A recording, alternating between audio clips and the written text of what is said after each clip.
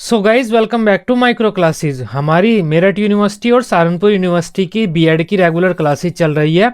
आज का हमारा सब्जेक्ट है contemporary India and education. Contemporary India की यह थर्ड क्लास है। आज का हमारा टॉपिक रहेगा मुस्लिम कालीन शिक्षा व्यवस्था।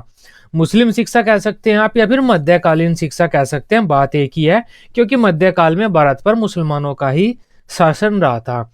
अब मुस्लिम शिक्षा व्यवस्था क्या थी, उसकी क्या विशेषताएं थी, क्या क्या उद्देश्य थे, क्या क्या गुण दोष थे, यह सब लॉन्ग व शॉर्ट क्वेश्चन में बीएड के एग्जाम में आता है। यह सब आज हम इस सेशन में कवर करने वाले हैं। सबसे पहले हम मुस्लिम शिक्षा व्यवस्था के इंट्रोडक्शन की बात करेंगे। लॉन्ग क्वेश्चन के रूप में अगर आपके एग्जाम में ये क्वेश्चन आता है तब आप ये मुस्लिम शिक्षा व्यवस्था की ये सारी बातें लिख सकते हैं, वहां पर वो इंट्रोडक्शन का काम करेगी। उसके बाद जो विशेषताएं गुण दोष जो भी पूछा है मेन हेडिंग हम बाद में लिखेंगे। ये सबसे पहले हम एक बेसिक सा इंट्रोडक्शन दे देते हैं। मुस्लिम शिक्षा व्यवस्था क्या थी, जिसे हम मध्यकालीन शिक्षा व्यवस्था भी कह देते हैं। मध्यकाल में भारत पर मुख्य तौर पर मुस्लिम शासकों ने शासन किया, जिन्होंने प्रचलित भारतीय शिक्षा के स्थान पर अपनी शिक्षा की व्यवस्था की। मुसलमानों से पहले भारत में बौद्धकालीन शिक्षा थी, उसके बारे में हम पढ़ चुके हैं, और वैदिक शिक्षा थी, वैदिक शिक्षा के बारे में भी पढ़ चुके हैं। यह प्राचीन समय की बात है, बौद्धकालीन और वैदिक शिक्षा। ज्यादातर ये दो शिक्षाएं भारत में प्रचलित थी। मध्यकाल में मुस्लिम शासकों ने शासन करना शुरू किया भारत में, और ये जो बौद्धकालीन शिक्षा और वैदिक शिक्षा प्रणाली चल रही थी, इनसे अलग अपनी एक शिक्षा की शुरुआत की मुस्लिम शासकों ने, जिसे हम मुस्लिम कालीन शिक्षा प्रणाली, मुस्लिम शिक्षा व्यवस्था कहते हैं।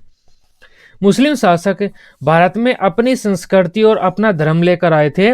इन्होंने भारत पर शासन करने के साथ साथ यहाँ अपनी संस्कृति और धर्म का प्रचार प्रसार भी किया। अपनी संस्कृति और धर्म का प्रचार प्रसार करने के लिए इन्होंने शिक्षा का सहारा लिया। इसी का सहारा लेते हैं सभी। कोई भी व्यक्ति अगर अपने धर्म का, अपनी संस्कृति का प्रचार प्रसार करता है तो वो शिक्षा का ही सहारा लेता है, दूसरों को अपनी शिक्षा प्रदान करता है। उनकी उस शिक्षा प्रणाली को मुस्लिम शिक्षा प्रणाली के नाम से जाना जाता है। जिस शिक्षा प्रणाली का सपोर्ट लिया था मुसलमानों ने भारत में, जिस शिक्षा प्रणाली का मुसलमानों ने सहयोग लिया था भारत में, मुस्लिम जो उनका धर्म है उसको फैलाने के लिए, मुस्लिम संस्कृति को फैलाने के लिए, उस शिक्षा प्रणाली को मुस्लिम शिक्षा व्यवस्था, मुस्लिम शिक्षा प्रणाली के नाम से जानते हैं। मुस्लिम शिक्षा मुख्य तौर पर इस्लाम धर्म से प्रभावित थी, क्योंकि मुसलमान जो होते हैं इस्लाम धर्म को ही मानने वाले होते हैं, तो मुस्लिम शिक्षा जो थी वो इस्लाम धर्म से ही प्रभावित थी, और इस्लाम धर्म केंद्रित ही शिक्षा थी मुख्य तौर पर। इस्लाम धर्म में शिक्षा को प्रत्येक मुसलमानों के लिए अनिवार्य बताया गया है, तथा यह कहा गया है कि शिक्षा की व्यवस्था करने पर उतना ही पुण्य मिलता है जितना कि मस्जिद बनाने पर। अब देखो, इस्लाम धर्म में शिक्षा पर सबसे ज्यादा बल दिया गया है कि सबको शिक्षित करो, सबसे ज्यादा सबको शिक्षा प्रदान करो। जो मोहम्मद साहब थे, ऐसा माना जाता है कि अल्लाह ने मोहम्मद साहब को जो सबसे पहला शब्द दिया था या सबसे पहला शब्द बताया था वो था इकरा। इकरा था वो सबसे पहला शब्द, जिसका मतलब होता है पढ़ना, ज्ञान प्राप्त करना। मतलब मेन उद्देश्य मुसलमानों का यही था कि आप पढ़ो और ज्ञान प्राप्त करो। और आजकल मुस्लिम जो शिक्षा व्यवस्था मान सकते हैं, जो मुस्लिम समाज है, उन्होंने इसको एक किनारे कर दिया, इकरा शब्द को, ज्ञान को, पढ़ने को। वे अपना बस धंधा वगैरह, काम वगैरह में ज्यादा फोकस करते हैं। पढ़ने पढ़ाने, पठन पाठन में उनकी इतनी अधिकांश रुचि नहीं होती। अगर हम मोहम्मद साहब की बात माने तो मोहम्मद साहब ने क्या कहा था, जो मुसलमान अपने बच्चों को शिक्षा देता है वह खुदा का एक नेक बंदा होता है। यह मोहम्मद साहब की लाइन थी। डॉक्टर AF केई ने मुस्लिम धर्म के बारे में क्या कहा है, कुछ अपवादों को छोड़कर मुस्लिम शिक्षा उन अल्पसंख्यकों के लिए थी जो मुस्लिम धर्म अपना लेते थे। ऐसे अल्पसंख्यक जो, सीधी सी बात, अल्पसंख्यक, ज्यादातर अल्पसंख्यक ही प्रारंभिक रूप में मुस्लिम धर्म को अपना रहे थे। कोई भी व्यक्ति मुस्लिम धर्म को अपनाता था उसके लिए मुस्लिम शिक्षा की व्यवस्था की जाती थी। यह डॉक्टर AF केई ने कहा था, कुछ अपवादों को अगर हम छोड़ दे तो। अब बात करते हैं अपनी मेन हेडिंग की, मुस्लिम शिक्षा की विशेषताएं। अगर आपके पेपर में विशेषताएं पूछा जाता है तो ये तो इंट्रोडक्शन के रूप में आप मुस्लिम शिक्षा के बारे में लिखेंगे ही। ये मुस्लिम शिक्षा की एक हल्का सा इंट्रोडक्शन था, जिसमें 2 स्टेटमेंट हमने लिख दिए हैं। अच्छा इंट्रोडक्शन है, आप लॉन्ग क्वेश्चन में लिख सकते हैं। अब मुस्लिम शिक्षा की विशेषताएं अगर पेपर में पूछा जाता है तो इंट्रोडक्शन लिखने के बाद आप मुस्लिम शिक्षा की विशेषताएं हेडिंग डालकर, ये 14 हेडिंग यहाँ पर लिखी हुई है, जितनी भी हेडिंग आपकी याद रह जाए, 8, 10, 11, 12, में हेडिंग आप यहाँ पर लिख सकते हैं। कोई डायग्राम बनाकर भी लिख सकते हैं। मुस्लिम शिक्षा की विशेषताएं, इस तरह से एक बॉक्स में आपने ये लिख दिया और इस तरह से आप डायग्राम बनाकर सारी हेडिंग यहाँ पर एक एक करके एरो करके लिख सकते हैं। वो आपकी मर्जी, आप अपनी हेडिंग किस तरह से पेपर में लिखना चाहें। इससे क्या होगा, एग्जामिनर को आपके सारी हेडिंग, सारे टॉपिक एक पेज पर मिल जाएंगे, वो एक पेज पर ही पढ़ लेगा आपको टॉपिक की कितनी नॉलेज है।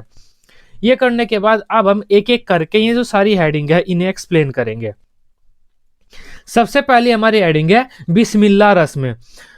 वैदिक काल में अगर हम किसी भी बच्चे को शिक्षा प्राप्त करने के लिए, शिक्षा प्रदान करने के लिए गुरु के पास ले जाते थे तो वहां पर उपनयन संस्कार होता था। ठीक इसी प्रकार बौद्ध काल में भी एक संस्कार होता था जिसे हम पबजा संस्कार बोलते थे।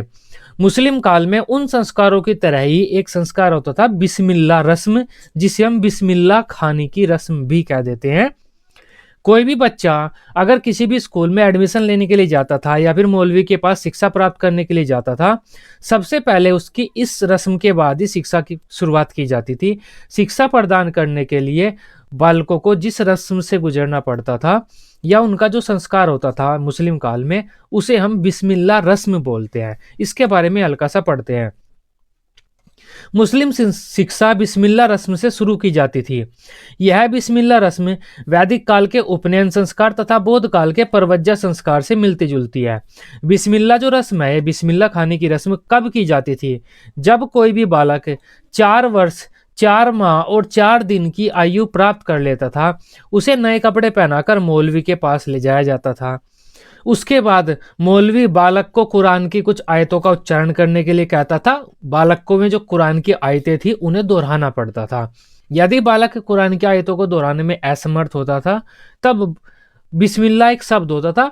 अगर बालक आयतों को दोहराने में असमर्थ होता था तो सिर्फ खाली जो बिस्मिल्लाह शब्द है इतना कहलाया जाता था बालक से, और इतना कहलाना ही काफी मान लिया जाता था। उसके बाद मौलवी साहब को कुछ नजराना दिया जाता था और बालक को मकतब में, मतलब जो स्कूल होता था मुस्लिम समाज में उस टाइम पर, मकतब में प्रवेश दे दिया जाता था। इसके बाद मकतब में बालक की प्रारंभिक शिक्षा की शुरुआत की जाती थी। संपन्न लोग मौलवी को अपने घर बुलाकर बिस्मिल्लाह खाने की रस्म पूर्ण करा लेते थे। बिस्मिल्लाह खाने की रस्म या बिस्मिल्लाह रस्म क्या होती थी? इस रस्म के बाद ही बालकों का किसी भी स्कूल में एडमिशन दिया जाता था। स्कूल को क्या बोलते थे? मकतब बोलते थे। मकतब व मदरसे 2 होते हैं, इनके बारे में अब हम आगे पढ़ेंगे। मकतब में अगर कोई भी बालक एडमिशन लेने के लिए जाता था, 4 साल 4 महीना 4 दिन का उसकी आयु होनी चाहिए। मौलवी साहब के पास जाएगा, मौलवी साहब उसे कुरान की आयतें बोलेंगे, कुछ बच्चे को कुरान की आयतों को रिपीट करना होगा। अगर बच्चा रिपीट नहीं कर पाता है, छोटा होता है, तब मौलवी साहब बोलेंगे बिस्मिल्लाह कह दीजिए। बच्चा बिस्मिल्लाह कह देता है, ठीक बात है, इतना हो गया, आपका जो बिस्मिल्लाह खाने की रस्म है वह पूरी हो गई। मौलवी साहब को कुछ जो नजराना वगैरह देना होता था मम्मी पापा बच्चे के में दे देते थे और बच्चे का एडमिशन स्कूल में कर लिया जाता था। ये बिस्मिल्लाह खाने की रस्म होती थी। शिक्षण संस्थाएं। मुस्लिम काल के समय में 2 प्रकार की शिक्षण संस्थाओं की जानकारी मिलती है। 2 प्रकार के शिक्षण संस्थान जनरली देखने को मिलते हैं। सबसे पहला होता है मकतब, दूसरा होता है मदरसा। अभी मकतब के बारे में हमने हल्का सा पढ़ा था। मकतब तो होता है प्राथमिक कक्षाओं के लिए, प्राइमरी एजुकेशन के लिए होता था। उच्च शिक्षा के लिए, उच्च कक्षाओं के लिए मदरसा होता था। मकतब के बारे में पढ़ते हैं। सर्वप्रथम प्रारंभिक शिक्षा के लिए बालक को मकतब में भेजा जाता था। यहाँ पर प्रवेश के लिए बिस्मिल्लाह खाने की रस्म या बिस्मिल्लाह नाम की रस्म अदा की जाती थी। मकतब शब्द की जो उत्पत्ति हुई है वह अरबी भाषा से हुई है। मुस्लिम जो उस टाइम पर शिक्षा प्रदान की जाती थी वो 2 भाषाओं में प्रदान की जाती थी, अरबी व फारसी। अरबी भाषा जनरली इनकी बोलचाल वगैरह की भी थी, लेकिन फारसी भाषा उनकी राजकाज के कार्यों की थी। जो राजा के काम होंगे, सरकारी कामकाज, राज्य के कामकाज, वे फारसी भाषा में होंगे। तब अरबी और फारसी 2 भाषाओं का बहुत ही हम प्रभाव देख सकते हैं मुस्लिम जो संस्कृति है उस पर। मकतब जो ये शब्द है जहाँ पर बालकों को प्राथमिक शिक्षा प्रदान की जाती थी, शुरुआती शिक्षा, वो अरबी भाषा के कुतुब नामक शब्द से बना है। कुतुब से मकतब बन गया है। इसका अर्थ होता है लिखना, और यहाँ पर लिखने का अर्थ बनता है कि आपको बालकों को पढ़ने लिखने की एक सामान्य सी शिक्षा दी जाएगी, मतलब प्रारंभिक शिक्षा दी जाएगी मकतब में, अर्थात वह स्थान जहाँ पर बालकों को पढ़ना लिखना सिखाया जाता है। प्रत्येक मकतब किसी न किसी मस्जिद से जुड़े हुए होते थे जहाँ पर मौलवी साहब अध्ययन अध्यापन का कार्य किया करते थे। मकतब क्या था? बालकों को जब 4 महीने 4 साल 4 दिन का बालक हो जाता था उसे मकतब में ले जाया जाता था, बिस्मिल्लाह खानी की रस्म पूरी की जाती थी, बालक को मकतब में प्रवेश दे दिया जाता था। मकतब में बालक की शुरुआती शिक्षा की शुरुआत की जाती थी, प्रारंभिक शिक्षा प्राथमिक शिक्षा दी जाती थी बालक को मकतब में, जहाँ पर उसे भाषा का ज्ञान, थोड़ा बहुत कुरान के बारे में, कुरान की आयतों का ज्ञान कराना, थोड़ा बहुत बोलना, कैसे बोलना है, इस तरह के सामान्य जानकारी सी बच्चे को कराई जाती थी। मकतब में मकतबों में अक्सर ज्ञान, पैगंबरों के संदेश, धार्मिक ग्रंथ से संबंधित शिक्षा दी जाती थी। इसी के साथ धार्मिक कविताओं, फारसी व्याकरण, बातचीत के ढंग आदि की भी शिक्षा मकतबों में दी जाती थी। मकतबों में जनरल सी सामान्य सी शिक्षा दी जाती थी। मकतबों के बाद में मदरसों में एडमिशन दिया जाता था बच्चों को। 10 या 12 साल की आयु में बालक मकतबों की शिक्षा प्राप्त करने के बाद मदरसों में प्रवेश लेते थे। यहाँ उच्च शिक्षा की व्यवस्था की जाती थी। अब देखो, मदरसा उच्च शिक्षा से संबंधित था और जो मकतब था वह प्रारंभिक शिक्षा से संबंधित था। बात एक जैसी सी थी। मदरसा शब्द फारसी भाषा के, यहाँ पर फारसी आ गया, और इससे पहले भी आप देख सकते हैं ये अरबी था। जो इस्लाम धर्म आप देख रहे हैं, इस्लाम संस्कृति है, वहां पर अरबी फारसी, ये दो भाषाएं आपको बार बार देखने को मिलेंगी। ये दोनों भाषाएं मैंने आपको बताई थी। मदरसा शब्द फारसी भाषा के दरस नामक शब्द से बना है, जिसका अर्थ होता है भाषण, अर्थात ऐसा स्थान जहां पर भाषण देकर शिक्षा प्रदान की जाती है। मकतब जो शब्द था, मकतब शब्द अरबी भाषा के कुतुब नामक शब्द से बना था। कुतुब का क्या अर्थ होता है? लिखना, अर्थात जहां पर सामान्य सी पढ़ने लिखने बोलने की शिक्षा दी जाएगी। लेकिन जो मदरसा शब्द है वो फारसी भाषा के दरस नामक शब्द से बना है। दरस शब्द का अर्थ होता है भाषण, अर्थात ऐसा स्थान जहां पर भाषण के द्वारा बोलकर शिक्षा प्रदान की जाएगी। मदरसों में प्रवेश के लिए कोई खास रस्म नहीं होती थी। मकतबों की तरह भी मदरसे भी मस्जिदों से जुड़े हुए होते थे। मदरसों में विद्वान जो उस्ताद होते थे अपने अपने क्षेत्र के में शिक्षा प्रदान किए करते थे। बड़े बड़े जो मौलवी होते थे, बड़े बड़े उस्ताद होते थे जो अपने क्षेत्र के। मदरसों में विद्वानों उस्तादों के द्वारा भौतिक एवं धार्मिक शिक्षा प्रदान की जाती थी। अकबर के शासनकाल में मदरसों में गणित, कानून, कृषि, अर्थव्यवस्था, इतिहास, ज्योतिष, तर्कशक्ति, नीतिशास्त्र, राजतंत्र, व्याकरण, चिकित्सा, यूनानी चिकित्सा, जो यूनानी चिकित्सा थी वो यहीं से आई है, अरबी साहित्य, ग्रह शास्त्र आदि विषय पढ़ाए जाते थे। सभी मदरसों में सभी विषय नहीं पढ़ाए जाते थे। कोई मदरसा किसी सब्जेक्ट के लिए प्रसिद्ध था और कोई मदरसा किसी सब्जेक्ट के लिए प्रसिद्ध था। एक और खास बात थी, मदरसों के साथ छात्रावास भी संलग्न होते थे। मदरसों में अगर जो बच्चे पढ़ते हैं वे चाहे तो छात्रावास में रह सकते हैं, और छात्रावास वैदिक काल से चलता आ रहा है, क्योंकि वैदिक काल में भी और जो हमारे बौद्ध काल में थे वे भी बच्चे वहीं पर रहा करते थे अपने गुरु के पास ही, जब वे शिक्षा प्राप्त करते थे। तो वो एक तरह का छात्रावास सा ही था। मदरसे के बारे में अब आप समझ पाए। 10 या 12 साल का जब बच्चा हो जाता है वो प्राथमिक शिक्षा लेकर उच्च शिक्षा के लिए मदरसों में एडमिशन लेता है। मदरसों में अच्छे अच्छे एक्सपर्ट लोग, जो एक्सपर्ट मौलवी होते थे, अपने क्षेत्र में एक्सपर्ट होते थे, वे शिक्षा प्रदान करते थे। मदरसों में हमें धार्मिक तथा व्यवहारिक दोनों प्रकार की शिक्षा प्रदान की जाती थी। नेक्स्ट हेडिंग की बात करते हैं हम, पाठ्यक्रम। अब पाठ्यक्रम देखते हैं इस्लाम धर्म में या मुस्लिम शिक्षा में क्या क्या पाठ्यक्रम पर बल दिया गया है। मकतबों में छात्रों को अक्षर ज्ञान कराया जाता था। मकतब मतलब प्रारंभिक शिक्षा में छात्रों को अक्षर ज्ञान कराया जाता था। सुंदर लेखन, उच्चारण की शुद्धता पर ध्यान दिया जाता था। उन्हें चारित्रिक नैतिक शिक्षा दी जाती थी। भाषा तथा व्याकरण का ज्ञान कराया जाता था। उन्हें कलमा व कुरान की आयतें पढ़ाई जाती थी तथा शेख जादी की 2 प्रकार की कविताएं पढ़ाई जाती थी। शेख जादी की 2 प्रमुख पुस्तकें पढ़ाई जाती थी, दोस्ता में गुलिस्ता पढ़ाई जाती थी। मकतबों में छात्रों को इतना ज्ञान कराया जाता था, एक सामान्य सी जानकारी कराई जाती थी, नैतिक शिक्षा दी जाती थी, लिखने पढ़ने बोलने का ज्ञान कराया जाता था, और जो धार्मिक शिक्षा थी वह हल्की सी दी जाती थी। उसके बाद मदरसों में पाठ्यक्रम को 2 भागों में विभाजित किया गया था, धार्मिक व लौकिक। उसी प्रकार धार्मिक पाठ्यक्रम में कुरान को पढ़ना होता था, कुरान हो गया, कलमा हो गया, वो इसके अलावा जो इस्लाम धर्म के रीति रिवाज होते हैं वे जनरली डेप्थ में पूरा आलोचनात्मक ढंग से, सूक्ष्म ढंग से पढ़ने होते थे।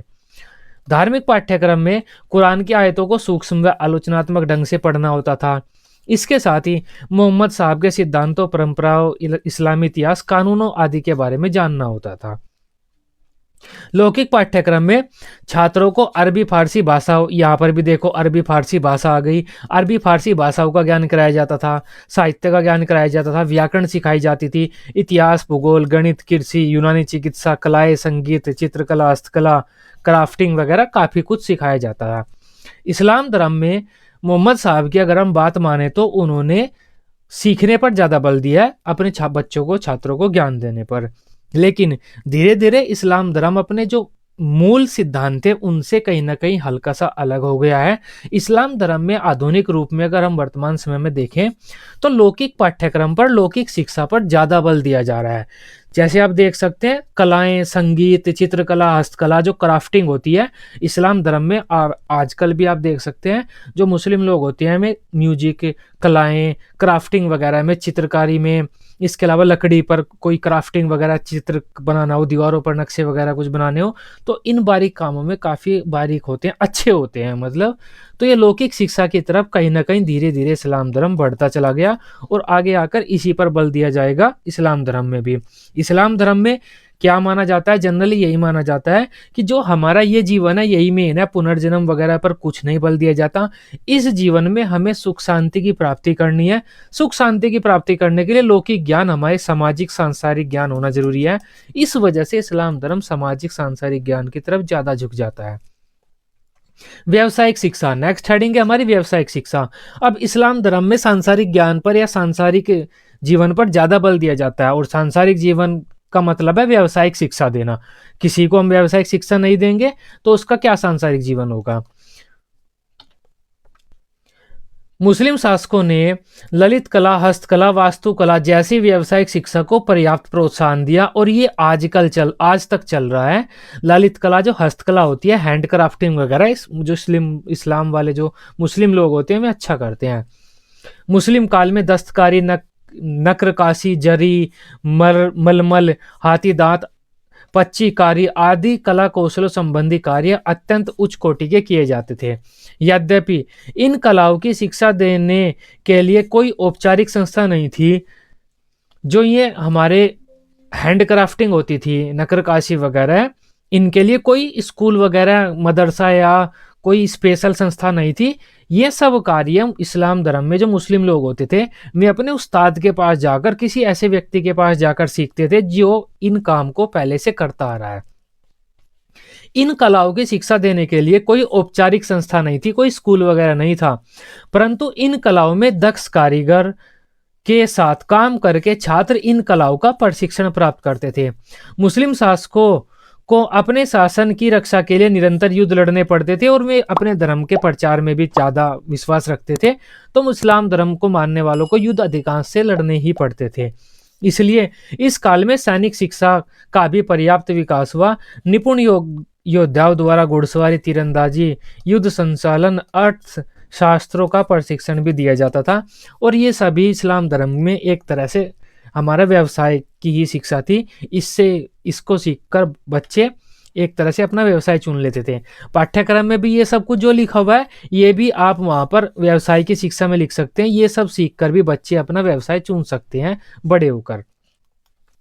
नेक्स्ट हेडिंग है हमारी शिक्षा का माध्यम। मैंने आपको बता दिया है इस्लाम धर्म में दो प्रकार की भाषाओं पर ज़्यादा बल दिया जाता था, अरबी फारसी भाषाएं, और दोनों ही भाषाएं हमारी विदेशी भाषाएं थी, जो इस्लाम धर्म की एक सबसे बड़ी कमजोरी थी उस टाइम पर, क्योंकि भारत में न अरबी को जानता था कोई, न फारसी को जानता था।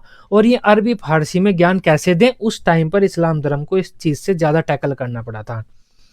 मुस्लिम काल में शिक्षा का माध्यम अरबी फारसी भाषाएं थी। फारसी भाषा राजकाज की होने के कारण सरकारी नौकरी पाने का साधन थी। अरबी भाषा ज़्यादातर बोलते थे, लेकिन फारसी भाषा थी जो वो राजकाज की भाषाएं थी। इस भाषा के ज्ञान द्वारा व्यक्ति को राजपद मिल सकता था। फारसी भाषा राजकाज की भाषाएं थी, राजा वगैरह में, राजमहल में इसी भाषा का प्रयोग किया जाता था। फारसी भाषा सीखकर ही किसी भी सरकारी पद पर कोई भी व्यक्ति पहुंच सकता था। यही कारण था कि कुछ हिंदू छात्र भी फारसी भाषा सीखने लगे थे। अकबर ने हिंदी को तथा औरंगजेब ने उर्दू को प्रोत्साहन दिया, फिर भी अरबी और फारसी भाषाओं का महत्व बना रहा, उनका महत्व कम नहीं हो सका।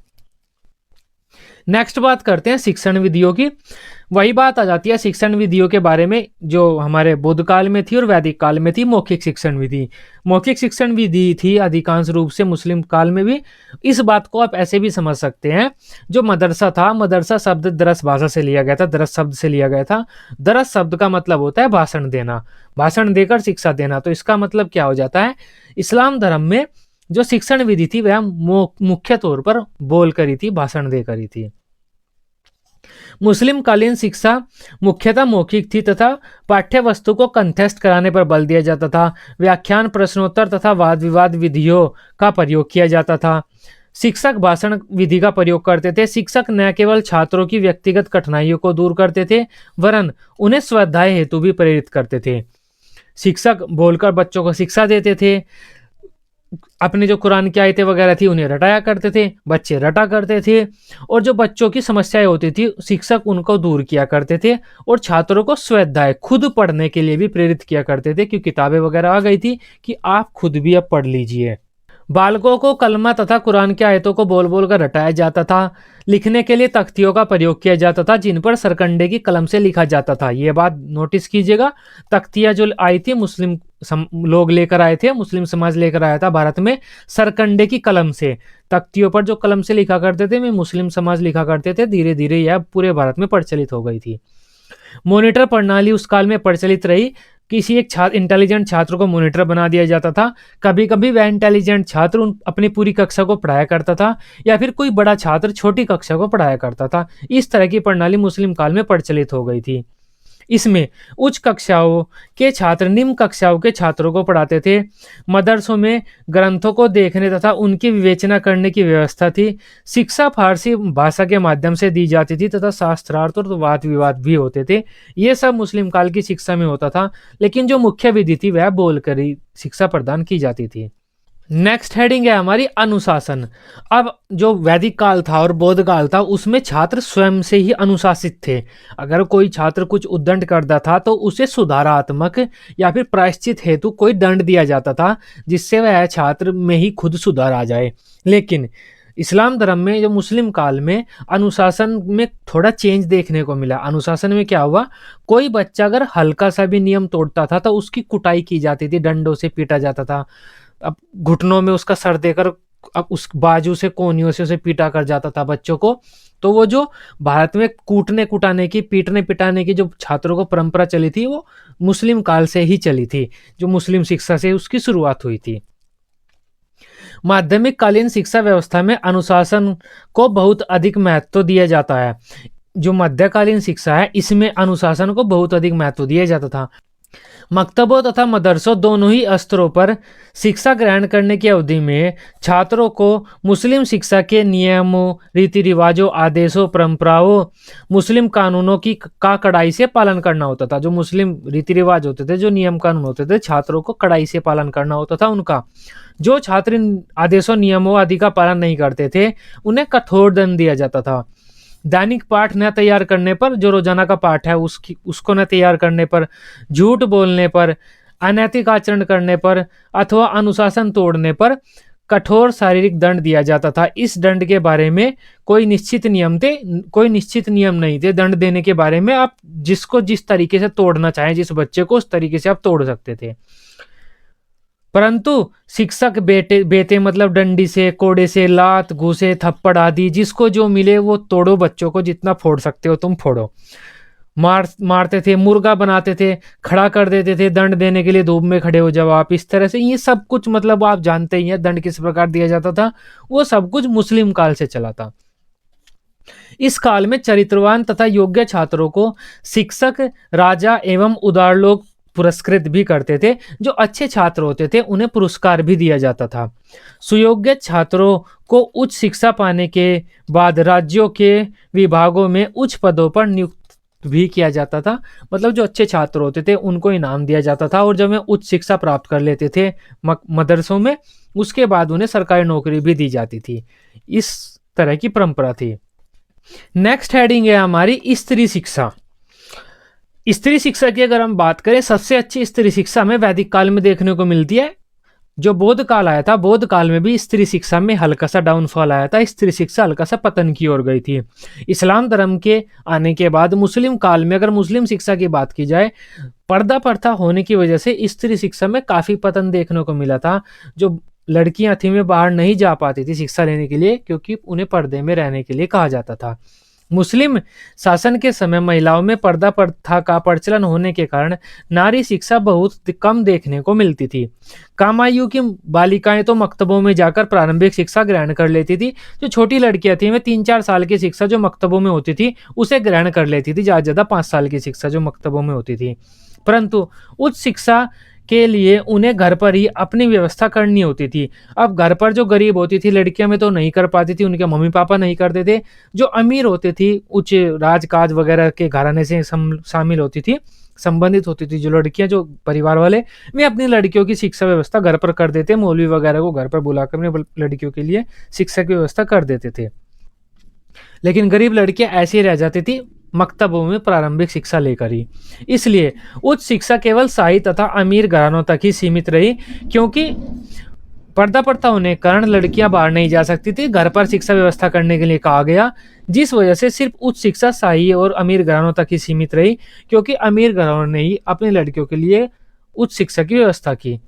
मुस्लिम काल में नारी शिक्षा परिवार के व्यक्तिगत उद्यम और आर्थिक अक्षमता पर निर्भर रहती थी। नारी शिक्षा परिवार की आर्थिक अक्षमता पर निर्भर रहती थी। व्यक्तिगत उद्यम मतलब किस व्यक्ति की क्या सोच है, किसी परिवार का जो मेन व्यक्ति है उसकी क्या सोच है उस पर निर्भर है, वो मर्जी है कितना पढ़ाए न पढ़ाए। और आर्थिक अक्षमता, उसकी पैसे कितने हैं उस व्यक्ति के पास, उस पर निर्भर होती थी। इसलिए कुछ परिवारों की बालिकाएं शिक्षा प्राप्त करने में सफल सिद्ध हो सकी। स्पष्ट है कि मुस्लिम काल में नारी शिक्षा की उपेक्षा की गई थी। शिक्षक की स्थिति, मुस्लिम काल में शिक्षक की स्थिति में भी काफी गिरावट आई थी, क्योंकि मुस्लिम काल में मेन हमारे जीवन का लक्ष्य क्या था, सांसारिक सुखों को प्राप्त करना, मस्तीबाजी में अपने जीवन को व्यतीत करना, थोड़ा इस्लाम धर्म का ज्ञान रखना, इस्लाम धर्म के जो नियम कानून है उनको मानते हुए अपना जीवन व्यतीत करना। अगर हम एक बार मर गए, मरने के बाद कुछ नहीं है, कोई पुनर्जन्म नहीं है, पाप पुण्य वगैरह इतना ज्यादा इस्लाम धर्म में नहीं माना जाता था। इस वजह से सांसारिकता ज्यादा आ गई इस्लाम धर्म में, और शिक्षकों की जो वैल्यू थी वो कम हो गई। छात्र सांसारिकता की तरफ ज्यादा झुक गए, ज्यादा इज्जत देने पर शिक्षक को उसकी तरफ से छात्र थोड़ा हट गए। शिक्षकों की स्थिति, ये कहा जा सकता है कि शिक्षकों की स्थिति इतनी अच्छी नहीं थी, शिक्षकों को इतना सम्मान नहीं प्रदान किया जाता था इस्लाम धर्म में। इस युग में शिक्षा के प्रति लौकिक दृष्टिकोण के कारण, लौकिक मतलब सांसारिक, शिक्षा में ज्यादातर सांसारिकता की बात की जाती थी।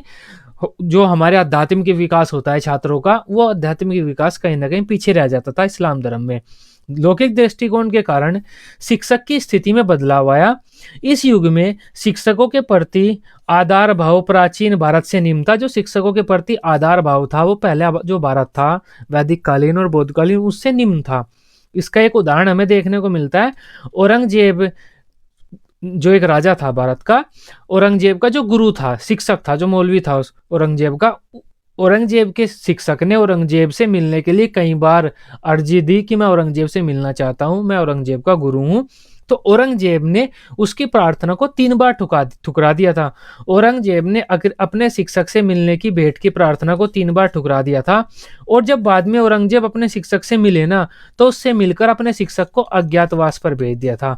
औरंगजेब का ये कहना था, मेरे शिक्षक ने मुझे जो शिक्षा की जरूरत थी वो शिक्षा सही तरह से नहीं दी, जो शिक्षा मुझे चाहिए थी, नॉर्मल शिक्षा दी, जो सबको दे रहा था वो मुझे दी, मुझे ज़्यादा अच्छी चाहिए थी। तो जो शिक्षा मेरे जीवन में काम आनी थी वो मेरे शिक्षक ने मुझे नहीं दी। औरंगजेब साहब का इनका ये मानना था। और अपने शिक्षक से ये तो न मिले, और अगर मिले भी तो उन्हें बाहर निकलवा दिया अपने समाज से। नेक्स्ट पॉइंट की बात करते हैं, निःशुल्क शिक्षा। ये अच्छी बात थी जो पहले से चली आ रही थी। जो छात्रों को शिक्षा है वह निःशुल्क ही दी जाती थी। बौद्ध काल में भी और वैदिक काल में भी, मुस्लिम काल में भी निःशुल्क शिक्षा ही प्रदान की जाती थी। वैदिक काल तथा बुद्ध काल की भांति ही मुस्लिम काल में भी छात्रों को निःशुल्क शिक्षा प्रदान करने की व्यवस्था थी। मकतबों तथा मदरसों में निःशुल्क शिक्षा प्रदान की जाती थी। शिक्षा प्राप्त करने वाले विद्यार्थियों से किसी भी प्रकार का शुल्क नहीं लिया जाता था। शिक्षण संस्थाओं का संपूर्ण खर्च का जो भार होता था वो इनको स्थापित करने वाले व संचालित करने वाले शासकों या फिर धनी व्यक्तियों द्वारा उठाया जाता था। शिक्षा में जो खर्चा होता था वो शासक जो शासन कर रहा है वो दान देता था, जो मदरसे मकतब होते थे, और जो धनी व्यक्ति होते थे मकतबों मदरसों से जुड़े हुए होते थे वे उन मदरसों मकतबों को चलाया करते थे। परीक्षा प्रणाली, परीक्षा प्रणाली की बात कर लेते हैं हम नेक्स्ट हेडिंग की, परीक्षा प्रणाली। वैदिक काल में ऐसी कोई परीक्षा प्रणाली हमें देखने को नहीं मिलती थी। शिक्षक क्या करता था, 10-12 क्वेश्चन बच्चों से पूछता था, मौखिक प्रश्न पूछ लेता था, उसे ही हम कह सकते हैं कि मौखिक परीक्षा प्रणाली थी। तो मौखिक परीक्षा प्रणाली वैदिक काल में हम ज़्यादा से ज़्यादा कह सकते हैं, और बौद्ध काल में भी मौखिक परीक्षा प्रणाली देखने को मिलती है। इस्लाम धर्म जो आया था मुस्लिम काल है, मुस्लिम काल में भी मौखिक परीक्षा प्रणाली इस तरह से देखने को हमें मिलती है। मुस्लिम शासकों के समय में भी किसी प्रकार की व्यवस्थित परीक्षा प्रणाली विकसित नहीं हो पाई थी। शिक्षक अपने दृष्टिकोण के आधार पर छात्रों को एक कक्षा से दूसरी कक्षा में प्रोन्नत कर देते थे। छात्रों को से क्वेश्चन पूछते थे, शिक्षक को लगता था, मौलवी को लगता था कि ये बच्चा इंटेलिजेंट है, इसको अगली कक्षा में भेज देना चाहिए, तो वे भेज देते थे। शिक्षा की समाप्ति होने पर किसी भी प्रकार का प्रमाण पत्र नहीं दिया जाता था। बौद्ध काल में प्रमाण पत्र दिया जाता था, परंतु अपने विषय में अद्वितीय प्रतिभा दिखाने वाले छात्रों को कुछ उपाधियां दी जाती थी, जैसे काबिल, आलिम, फाजिल आदि की उपाधियां दी जाती थी। जो अच्छे इंटेलिजेंट बच्चे होते थे उनको कहा जाता था कि आप काबिल हैं, आप आलिम हैं, आप फाजिल हैं, इस तरह के नाम दे दिए जाते थे उन्हें। साहित्य के छात्रों को काबिल, धार्मिक छात्रों को आलिम तथा तर्क एवं दर्शन के छात्रों को फाजिल की उपाधि दी जाती थी। इस तरह की उपाधियां उन्हें दे दी जाती थी, लेकिन कोई प्रमाण पत्र नहीं दिया जाता था कि आप पास हो गए हैं, इस कक्षा से अगली कक्षा में जा रहे हैं। शिक्षा का संरक्षण, अब शिक्षा को सरकार वगैरह जो राजा का संरक्षण था उसके बारे में बात करते हैं। संपूर्ण मुस्लिम काल में शिक्षा को राज्य का संरक्षण प्राप्त था तथा यह तथ्य निर्विदित है, मतलब कोई इस पर विवाद नहीं है। जो इस्लाम धर्म के जो राजा थे, मुस्लिम जो राजा थे, वे राजा शिक्षा पर काफ़ी बल दिया करते थे, शिक्षा को संरक्षण दिया करते थे, पैसा वगैरह मकतबों मदरसों को दिया करते थे। मदरसों मकतबों की वे काफ़ी ज़्यादा वे किया करते थे, निर्माण किया करते थे जो राजा थे मुस्लिम धर्म वाले। तो ये आप जानते हैं, ये जो मुस्लिम काल में मदरसों मकतबों और जो ये हमारे इस्लाम धर्म से संबंधित जो संस्थाएं थी उनका निर्माण काफ़ी ज़ोरों शोरों से चला था। इसके साथ ही यह कथन भी विवाद से दूर है कि लगभग सभी मुस्लिम शासकों ने मकतबों व मदरसों की स्थापना करके शिक्षा के प्रति प्रेम व उदारता का परिचय दिया। सब लोग शिक्षा के प्रति कह रहे हैं कि शिक्षा को अच्छा है, शिक्षा के लिए बढ़ाओ, शिक्षा की वृद्धि करो। इस्लाम धर्म में शिक्षा फिर भी कहीं ना कहीं पीछे रह गई। छात्रावास, अब मकतब तो बच्चों के घर के पास होते थे, लेकिन मदरसों में छात्रों को पढ़ने के लिए छात्रावास की सुविधा दी गई थी। मदरसों में पढ़ने वाले छात्रों के लिए पूर्ण विराम नहीं है यहाँ पर, छात्रावास की सुविधा थी, छात्रावास की व्यवस्था की गई थी, जिनका व्यय धनी व्यक्ति उठाते थे। इन छात्रावासों में शिक्षक और विद्यार्थियों के सुख तथा उपाधियों सुख आनंद उपाधियों की अनेक सुविधाएं दी जाती थी। छात्रावास थे, सीधी बात है, मदरसों से छात्रावास जुड़े हुए होते थे। छात्र मदरसों में पढ़ते हुए छात्रावास में रह सकते थे। तो छात्रावास का जो भार था वो धनी व्यक्ति, सरकार वगैरह उठाते थे, जो राजा वगैरह। नेक्स्ट पॉइंट है हमारा वित्त व्यवस्था। मुस्लिम काल में भी अपने जो पहले युगों की भांति शिक्षण संस्थाओं को कोई स्थायी राजकीय व्यवस्था नहीं मिलती थी कि स्थायी रूप से हर कोई राजा इतने पैसे हर साल हर 6 महीने में उस मदरसे को या उस मकतब को भेजेगा या शिक्षा के लिए देगा ही देगा। राजा दान देते थे, राजा कितनी भी सहायता कर देते थे, उनकी मर्जी थी। कोई स्थायी निश्चित तौर पर ऐसा नहीं होता था कि इतना फंड शिक्षा के लिए निर्धारित कर दिया गया है किसी राजा के द्वारा। कोई स्थायी राजकीय व्यवस्था या पैसे से संबंधित व्यवस्था राजा के द्वारा मकतबों और मदरसों को नहीं मिलती थी। जो हमारी शिक्षण संस्थाएं थी, मुस्लिम काल में शिक्षण संस्थाएं थी, शिक्षण संस्थाएं में स्वयं प्रयास, दान, सहयोग, राजकीय सहायता, उपहार आदि के सारे चला करती थी। ये हमारी सभी विशेषता थी। जो मुस्लिम काल में शिक्षा व्यवस्था थी वह मुस्लिम काल की शिक्षा व्यवस्था किस प्रकार की थी, वो सब कुछ हम विशेषताओं के द्वारा पता लगा सकते हैं। अब बात कर लेते हैं मध्यकालीन शिक्षा की या मुस्लिम कालीन शिक्षा के उद्देश्य। इनकी शिक्षा के क्या उद्देश्य थे? अगर हमारे पेपर में उद्देश्य आ जाता है कि इस्लाम धर्म की शिक्षा के क्या उद्देश्य बताइए, उसके बारे में बताते हुए उद्देश्य लिखिए। लॉन्ग क्वेश्चन में आ जाता है ये क्वेश्चन 16 नंबर में, क्योंकि बीएड में लॉन्ग क्वेश्चन 16 नंबर के आते हैं, सहारनपुर यूनिवर्सिटी में, मेरठ यूनिवर्सिटी में भी, दोनों में। तब हमें क्या करना होगा, सबसे पहले तो इंट्रोडक्शन लिखना होगा, वो शुरुआत में लिख चुके हैं, और फिर ये उद्देश्य वाली हेडिंग लिखकर ये हेडिंग हम लिख सकते हैं 8, और आगे जाकर इन हेडिंग को हम एक्सप्लेन करेंगे नेक्स्ट पेज से।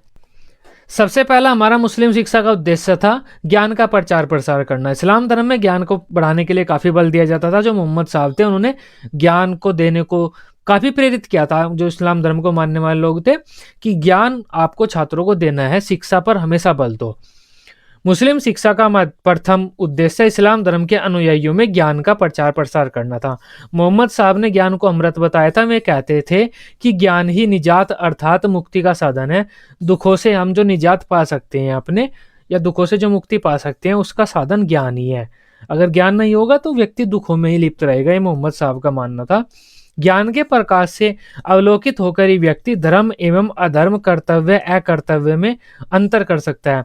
अगर व्यक्ति को, छात्रों को ज्ञान होगा तभी में धर्म और अधर्म की बातों में, जो मुस्लिम नियम कानूनों के अनुसार बातें थी वे धर्म थी, जो मुस्लिम नियम कानूनों के अनुसार बातें नहीं थी वे अधर्म थी। तो धर्म और अधर्म में अंतर कर सकता है, किसका क्या कर्तव्य है और अकर्तव्य है उसमें अंतर कर सकता है।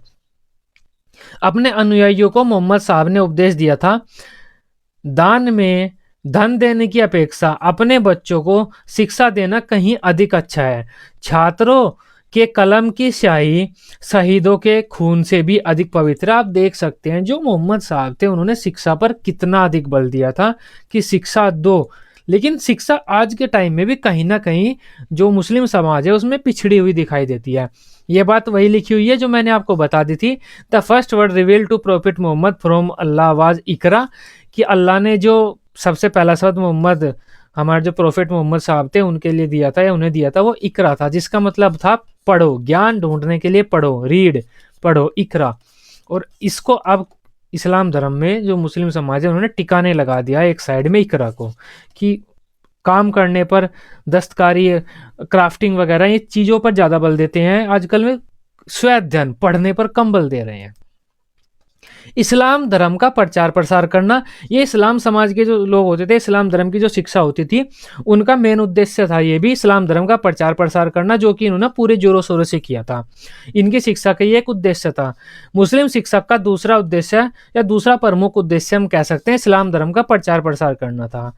मुस्लिम धर्म का विस्तार अपने परम कर्तव्य जो मुस्लिम लोग होते थे वे मुस्लिम धर्म का प्रचार प्रसार करना अपना परम कर्तव्य मानते थे। उनका कहना था दूसरों को इस्लाम धर्म अंगीकरण करवाने वाला मुसलमान गाजी होता है। अब ये इनका कोई शब्द होगा, उस मुसलमान को गाजी मतलब अच्छा मानते थे कि ये मुसलमान गाजी हो गया, अच्छा हो गया, इसने दूसरों को इस्लाम धर्म अपना लिया है। इसी विश्वास से प्रेरित होकर अनेक मुस्लिम शासकों ने विभिन्न विधियों का प्रयोग करके भारत में इस्लाम धर्म का प्रचार प्रसार किया और काफी जोरों शोरों से किया था। वही बात आ जाती है हमारा मुस्लिम संस्कृति का प्रचार प्रसार करना। इस मुस्लिम शिक्षा का एक प्रमुख उद्देश्य मुस्लिम संस्कृति का प्रचार प्रसार भी था। मुसलमान भारत में अन्य देशों से आए थे, अतः उनके और हिंदुओं की संस्कृति में काफी विषमता देखने को मिलती थी, काफी अंतर थे। इस विषमता की समाप्ति हेतु मुसलमानों ने शिक्षा को अपना एक माध्यम बनाया। उनकी ये मान्यता थी कि यदि वे अपनी शिक्षा भारत में फैला दें या भारतवासियों को अपनी शिक्षा दे दें, अपनी शिक्षा में अपनी भाषा में आचार विचार, सामाजिक नियम और अपनी चीज़ें भारत वालों को सिखा दें, तो जो अंतर है वो समाप्त हो जाएगा। छात्रों को भावी जीवन के लिए तैयार करना मतलब छात्रों को उनके आगामी जीवन के लिए तैयार करना। आगामी जीवन के लिए तो तैयार ही करना पड़ेगा क्योंकि वे सांसारिक सुखों की तरफ ज़्यादा लिप्त होते थे। मुस्लिम धर्म में, मुस्लिम शिक्षा में सांसारिक कष्टों को दूर करने पर ज़्यादा बल दिया जाता था, मतलब सांसारिक सुखों की प्राप्ति पर बल दिया जाता था। मुस्लिम शिक्षण संस्थाओं में छात्रों को बहुत से व्यवसाय की शिक्षा दी जाती थी, जिससे छात्र बड़े होकर किसी एक व्यवसाय को छूकर अपना दैनिक खर्च आराम से निकाल सके। अब व्यवसाय की शिक्षा प्रदान की जाती थी, तो यहाँ पर व्यवसाय वाली बातें भी हम लिख सकते हैं। मुस्लिम काल में दस्तकारी, नक्काशी, जरी, मखमल ये सब हम पहले पढ़ चुके हैं। इस तरह का काम किया जाता था। कोई औपचारिक संस्थाएं नहीं थी, सब एक्सपर्ट अपने उस्तादों के पास जाकर ये काम किया करते थे। नेक्स्ट बात करते हैं नैतिकता पर। नैतिकता पर भी बल दिया जाता था मुस्लिम शिक्षा में कि बच्चों को नैतिक बनाना है, हमें बड़ों का सम्मान करने वाले, सभ्य सुशील व्यक्ति बनाना है। मुस्लिम शिक्षा का एक अन्य उद्देश्य व्यक्तियों में इस्लाम के सिद्धांतों के अनुसार विशिष्ट नैतिकता का समावेश करना था। इस्लामी शिक्षा में नैतिकता पर भी विशेष बल दिया गया था, क्योंकि इस्लाम धर्म का उद्देश्य एक विशेष प्रकार की नैतिकता का विकास करना था।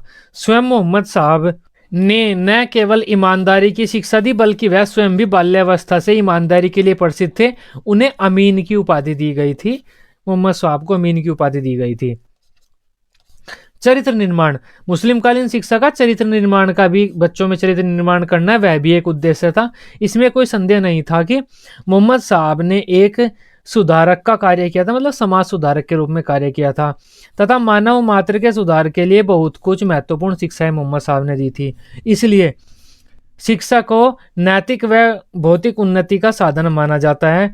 उनकी दृष्टि में चरित्र निर्माण के बल पर ही मनुष्य का विकास है वह निर्भर करता है। मुस्लिम शासकों के प्रति वफादारी, मुस्लिम कालीन शिक्षा प्रणाली भारत की शिक्षा प्रणाली नहीं थी और मुस्लिम शासक नेक्स्ट पॉइंट है हमारा, मुस्लिम शासकों के प्रति वफादारी। मुस्लिम शिक्षा प्रणाली भारत की शिक्षा प्रणाली नहीं थी। मुस्लिम शासक भी भारत के नहीं थे, वे विदेशों से भारत में आए थे, इसलिए भारतीयों को इन पर विश्वास नहीं था।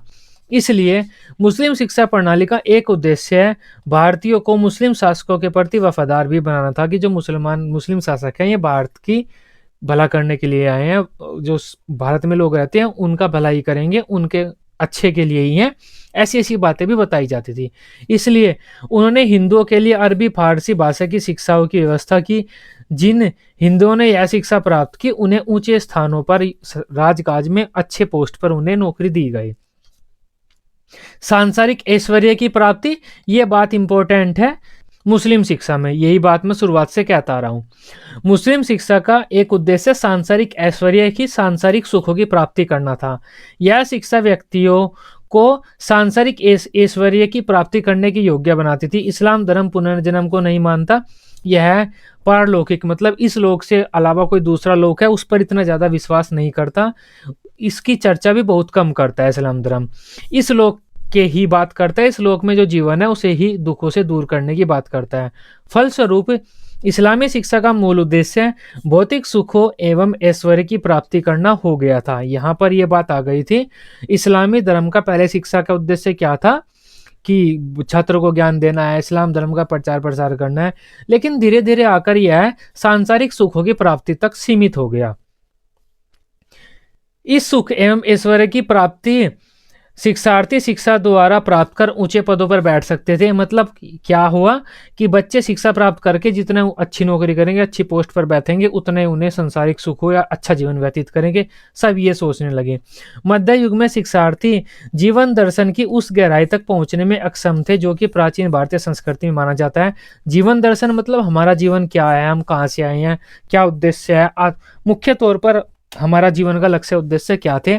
जो हमारा मेन जीवन दर्शन था उससे जो मध्यकाल के छात्र थे वे दूर हो गए थे, सांसारिक जीवन की तरफ थोड़ा बढ़ गए थे वे।